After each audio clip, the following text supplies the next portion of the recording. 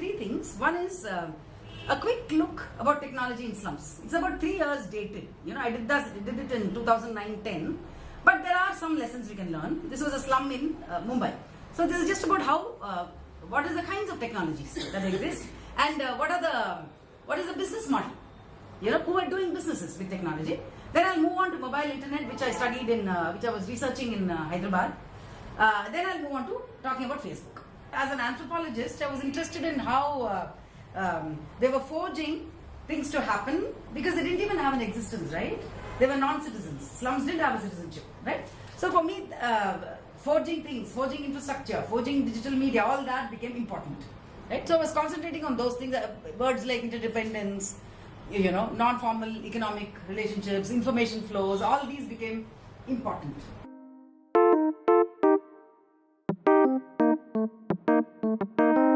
Is technology formal? Does it bring formality? ICT is the only thing that connects formal, informal, in between, whatever it is, right? Generally, this personal business boundaries didn't exist. It was very difficult to map them on. Also, the small business, again, a very important space in the slum. Is it again, because of technology is becoming formal, but still it has to operate in the informal domain. Its networks are informal. The entire grey market economy. People are doing all kinds of things. And at the business end, the bulk of online activity was about booking tickets and online agencies. The other interesting thing apart from tickets, this paying electricity bills, for example, it gave them an address. They were formal people living in the slum because they paid that bill. That became interesting. Like how a telephone number was an identity, paying an electricity bill, even though they may not have a proper address. They were cooking up addresses or they were sharing addresses, whatever it is. It became a card. And finally, how your business potential expands with ICT use. Here you have the real low-end store. There you have a smart shop. Both of them are in the slum, in Bairambagh. This guy has remained where he is. That guy has moved on. He does visa services, Hajj services, visa services. He calls it the smart shop. He says that I do online things. I have a website. He's part of Quaker.com. Probably 3 years hence, I don't know what is happening. Facebook must have changed a whole lot of things, right? And mobile internet. How do you expand from a totally informal stage to some kind of semi-formality where there are some formal relations? This started with selling bangles and bling, and it's moved on to offer all these services. It has one PC, this shop, and it's doing everything.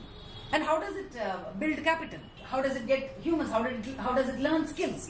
It's again a mix of. So it's kind of dipping into formal and informal domains to expand. They may not have a bank account, some of them, but they have a bank. So how formality weeds itself in, right? Because you're doing business and because you want to expand and because you want to not always be in an informal space. And they realize that getting to formal spaces is the path to grow. Like that cyber cafe guy in Dharavi, he had all cracked versions of Microsoft, He said, I want to buy only licensed versions because I'm going to grow my shop. Right? Once I really become an entrepreneur, once I really become a big business, I want to be formal. I don't want to exist in this piracy-infested area. So, because also another point is once you are in this non-formal, your ceiling is very low. You hit the ceiling very fast. Where are these channels to grow unless you move over to the other side of the economy, right? And I feel technology has a lot of potential to do it.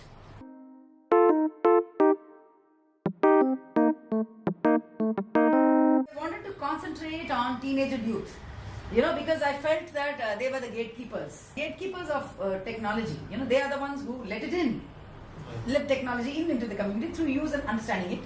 It's so interesting to see how they get money. There are many people who ask me, how do they get money to spend? Right? Where is the money coming from?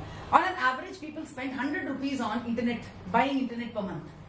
They want better phones. They want to play games. They want to download HD videos. So where is it going to come from? Right? And also what is unique about that context? That is helping them with accessing internet cheaply, making it affordable for them. And finally, what is the meaning of internet? What they were using it for? Are they networking? Are they finding jobs? They are supposed to live very close to the IT park. Are they going there straight? What is it?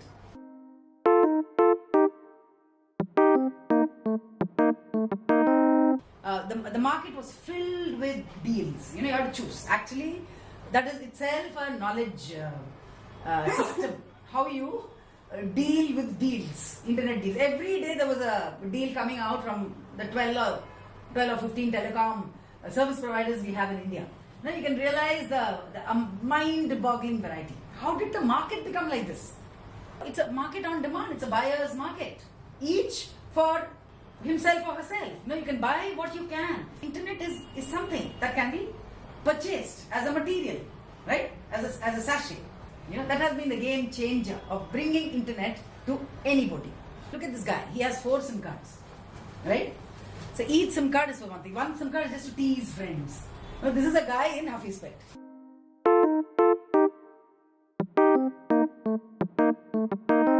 Previously, what did they do? They would go to a content downloader to buy songs or movies, right?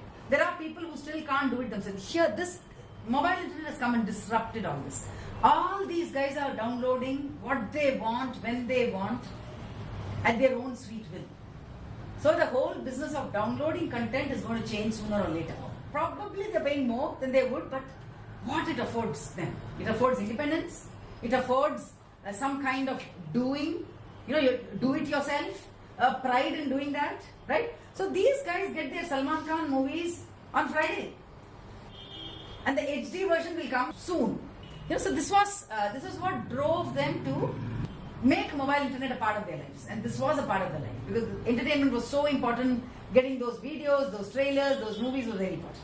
That was the driving force. We somehow push entertainment out of any kind of serious debate about development, right?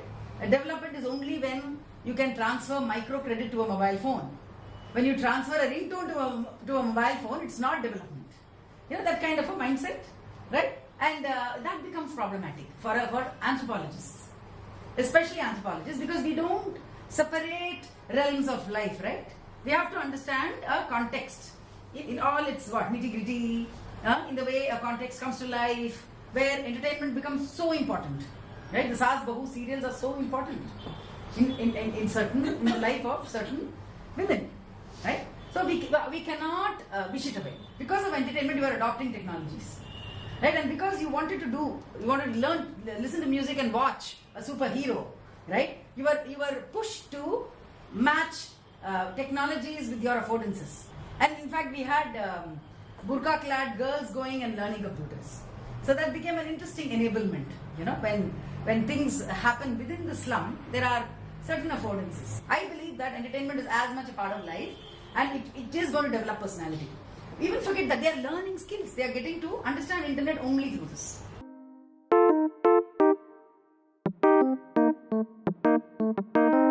How, wading through all those deals, thousands of deals in a day, how do you choose the one?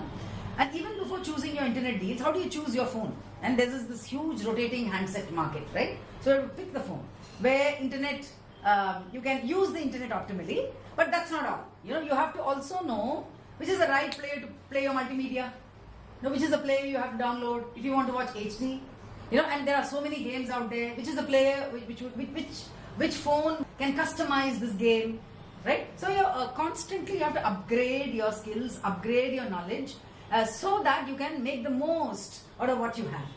So this is where all this happens. Either it happens in a street corner, that's why I call it a street corner internet or an adda, or it could happen in like Omar's shop. He had a family shop that sold mobile accessories. So he started sitting, he dropped out of school, sat there, and now he's ace, he repairs hardware. So everybody does hardware repairing now in the slums. So some of them have graduated to software repairing, but the economics of software repairing is different. But more than repairing and all those things, he is this hub. He is this internet hub. He has a space where people come, and he's the guy who teaches all this. And he's like, he doesn't tell everything, right? He manages knowledge. He's like in this powerful position. So these internet addas have a structure too. They have a leader, they have a follower. So you can see a interesting structure, however fluid, coming around these societies, if we call them societies. You can study the sociology of it also. This is why women are not part of this adda. You know, women, especially in a slum, where everybody knows everybody and you're apportioning your budget, right? Where women get less. You know, teenager girls don't have money to do the internet because these guys can get money.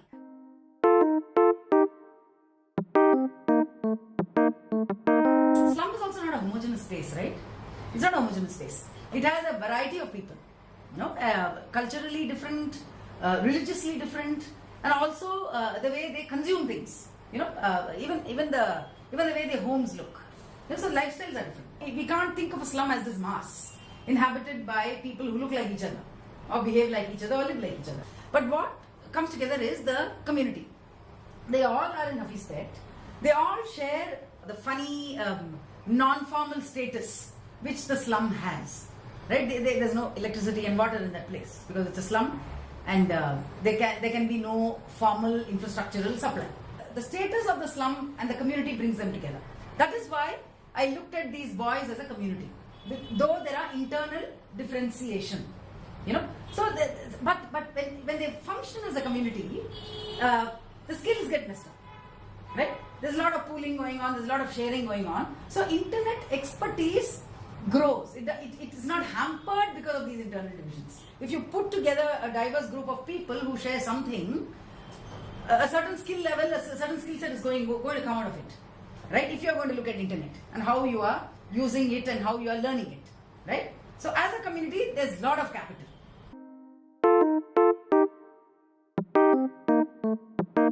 Finally, after downloading songs and this and that, they discovered interaction. They discovered the interactive web. Web 2.0, as we call, you know, the platform. And everybody went on to Facebook. Right? Facebook became synonymous with internet. Right? They started thinking about getting socially mobile.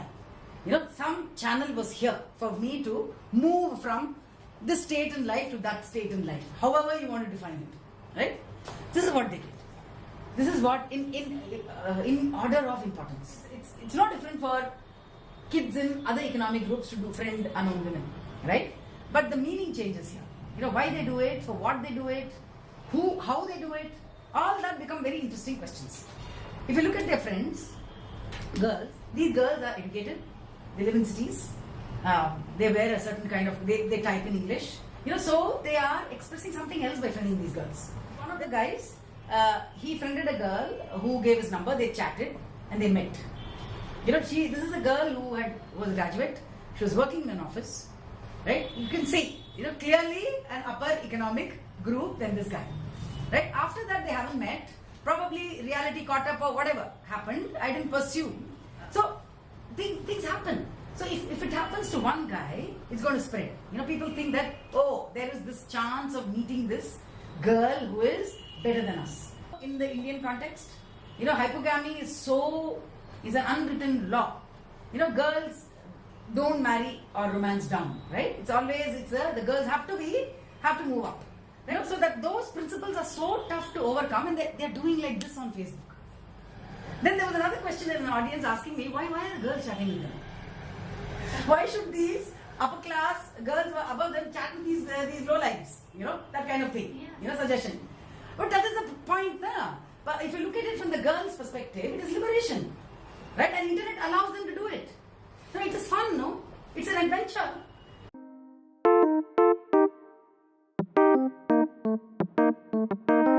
What are they harvesting from this big web, you know, the universe of the web, to animate themselves? That becomes a very interesting question, and it stands for something.